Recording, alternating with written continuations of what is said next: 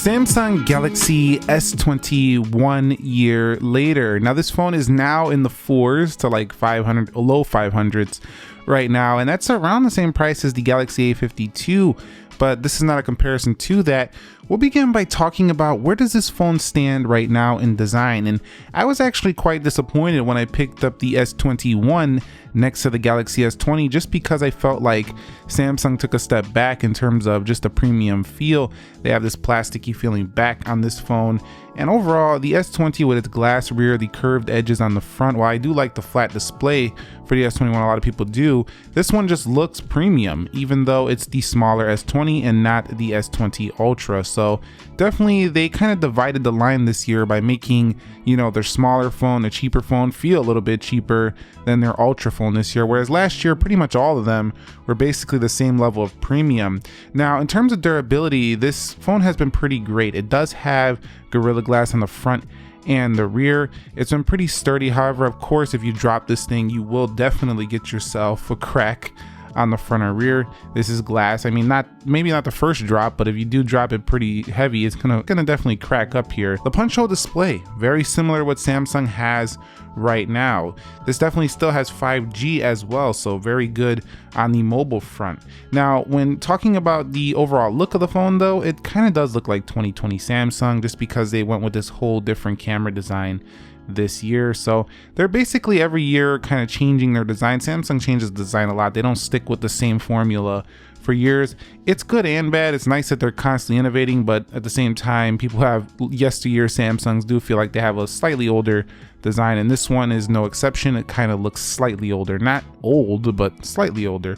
And in a couple years, it probably will look significantly older, but overall, it still feels and looks very beautiful. Okay, so when it comes to display, this is an area where the Samsung Galaxy S20 shined because it gave you a 1440p panel. Samsung has lowered the resolution to 1080 on the newer ones. So if we go into settings, we go to display. This is also dynamic AMOLED 2X, just like their latest version of display. So very similar overall. It does have blue light filter. There's no eye comfort shield, but this is basically the same thing. You just have to tweak it yourself. It's not constantly adjusting like the eye comfort, but it's still okay. This one right here, high motion smoothness. You can do the 120 hertz only in the 1080. That could be a step back, but you know, compared to the Ultra. Over here on the S21, the phone that replaces this only has 1080. They just got rid of 2K altogether. Not a fan of that, especially considering the price of the S line. So you can see right here, screen resolution go up to 1440p. Again, it does knock it down to 60 hertz. But one thing I noticed about the S20 is that even in 60 hertz, and this goes for the S21s as well, even in 60 hertz, they're not horrible. It's not a horrible experience, but it's definitely not as smooth as the 120 hertz. But if you're just reading something and you want the better text, you can switch this one over into 1440p, unlike you can't do that on the S21. And when it comes to the software, you would be hard pressed to see a difference between the S21 and the Galaxy S20 as well. So if you pick up an S20 right now, you're getting essentially the same software experience. They both have One UI 3, so they're going to give you the same exact everyday performance, and it has almost all of the same features as well. You have Dex on here, you have Dex on here, you have Android 11 on here, you have Android 11 on here. It does have the Smart View on here, Smart View on here. They do have enhanced processing. I don't think you need that on the S20. It's always pretty much running top dog. Over here on the S20 as well, you have similar things like reverse wireless charging, power share. You know, Samsung just brought a lot of the features over to the S21. And in the settings menu, I got the bold text on here, so don't wonder why is that text so dark over there. But you do have basically the same features here. Let's go to advanced features and check it out. So just take a look. They're all very, very similar here on both phones. Not a lot to speak of when it comes to a features upgrade. Samsung's been optioning out their phones for a long time, so if you get the S20 now, you're on the latest kind of feel of software. Nothing to really complain about or worry about here on this phone. In addition, you can tweak this out to your own liking by using the Galaxy Store and theming this thing out to the best of its abilities. In addition, you can use the Galaxy Store to theme out the Samsung Galaxy S20 to your liking, just like you can do with other Samsung phones. So you can really make this phone your own for the S20. Now, in the way of performance, the Galaxy S20 does have the Snapdragon 865 CPU. Now, it's not like just because this phone is last year's phone that this is slow. This is a beast processor. It's even faster than some mid-rangers that are still launching today. So the 865 is a beast with the Adreno 650. There's nothing wrong with the CPU right now, so definitely pretty good. And this phone was equipped with 12 gigs of RAM, whereas this phone right here, the newer S21, is equipped with 8. Now, you could say, well, this processor's more efficient, we don't really need it, but I just like having more RAM. Again, leading to this phone feeling more premium. It performs excellent. The S20 was finally when I started saying, dang, Samsung, you are getting fast. Now, the S10 series was good, but this thing just took it to another level. So definitely that 865 Boss CPU still runs very good to this day. Another area that you might like about this phone is it comes with the same 128 gigs as the S21, but you can expand the storage as well on this phone. So this does have expandable memory. The newer phones axed the expandable memory. Very disappointing for a long time. Samsung users have been using that. The S20 provides you that, so it does exist. You don't have to get the latest phone to get that feature if you really want it. Now, in terms of the camera setup, this is also a very well-equipped camera. We're talking about a phone that's only a year old. Most of these features had already existed. We have our main lens right here. We have the punch-in 3x.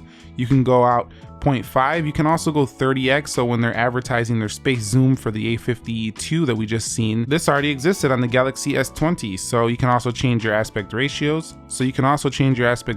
In here. You have a 64 megapixel camera here, not the 108, but still 64 is still a pretty high resolution.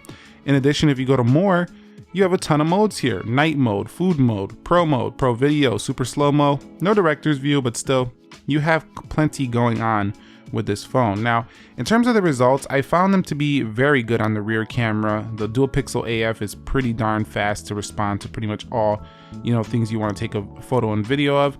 Does very well. This also could do 8K, which I found to be a little bit finicky. The 8K didn't always focus properly. You have to set that up on a tripod to really get the best 8K you're gonna get. But this phone can do really good video as well. On the front, it can also do pretty good video on that 10 megapixel camera.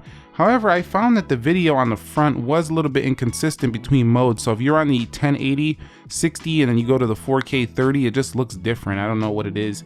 Just doesn't match up. It's not consistent. So, front-facing camera did need some work, and the newer one's not majorly improved either, I think, on the S21. So front-facing camera could use some work, but at least you have all the modes you need, and I think you're going to be pretty happy that at least you can do a lot of creation with it. So I'm not saying it's unusable, I'm just saying that it could use some work. But yeah, this is a loaded camera with features as well. It just doesn't have the same sensors as the newer phones, and I would say that the Galaxy S21 just kind of does better with the people photos. I found that they look a little bit less, processed on the newer phones here. But with this phone, they might look a little bit more beautified. That's just all I noticed with the differences with these two. So when it comes to the audio, versus the Galaxy S21 Ultra, should you make very loud external stereo speakers? In addition, Dolby Atmos boosts that up even more on this phone. You'll find it over here. I do always have it enabled because it makes it a lot louder. Yes, definitely the audio. They talked about this at the A50 event, the A52 event, that they're bringing stereo speakers. Again, a phone that already had it, and around the same price, Galaxy S20. So Nick, bro, talk about the 4,000 milliamp hour battery in here. And I gotta say that if you're going hard on this, you're still gonna make it through the day. I found myself getting through every day with this phone. Regular usage day, you're gonna get through it. If you're heavy on it, if you're playing games and stuff, you're gonna kill this battery before the end of the day. If you're doing 4K video all day, you're doing 8K, you'll kill this battery before the end of the day. But it's got enough capacity, I think, to make most people happy and make it through the day. Now, of course, if you're on the 1440p mode, you'll take a hit.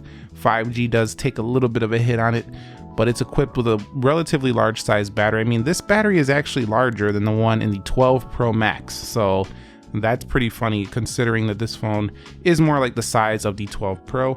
But definitely this device right here will make it the day. I think you're gonna end the day with around 10 to 20% though on a regular heavy use day though. So it's not the best. You're not going 2 days. You'll only top up, but you do have the reverse wireless charging, it charges plenty fast enough. So talking about phone calls and performance, I don't really have to go on and on about this because Samsung's been doing this area very good for a while. I had very good speakerphone call, very good reception pretty much everywhere I went, and 5G, surprisingly, considering I think this is one of their first, mainstream 5G phones. This one right here definitely did very good for a first 5G phone. So is this Galaxy S20 worth it for $450, $500? I think it's worth it for a specific person, and that person is somebody who wants flagship feel, flagship specs at Galaxy A prices right now, because this phone has definitely come down. If you don't want a mid-ranger Samsung, you want a Samsung that feels premium, but you are not paying $700, you are not paying $800-900. You don't want the S21 because you're not paying that. You're gonna be very happy with a pickup of this, the S20 Plus. I don't know about the Ultra, it had some focus issues, the S20 Ultra, but you'll be very happy with one of these pickups right now. You're getting 1440p dynamic AMOLED displays on here, better than the Super AMOLED on the A series. You're getting this premium glass curved display here, front and rear, just beautiful overall design and build. But where you would be making a mistake if you were to buy this phone right now is if you're the person who's constantly striving to get the latest and greatest, the overall best smartphone cameras. I think you'll be slightly disappointed if you think you're going to get the phone with the absolute best cameras. There's probably better options in this price range if you care only about camera. But I think from pure, tech standpoint, like the most options you're going to get, the most loaded with features for around this price, this phone is kind of hard to beat right now, to be quite fair with you, especially if you really like Samsung. We're talking Samsung here. Thumbs up if you enjoyed the video. Let me know if you're picking up an S20 this year, or you just like, whatever, I don't care about that phone anymore. Let us know down below in the comments. I'll catch you all in the next episode. Nick here. Be sure to be well, and peace.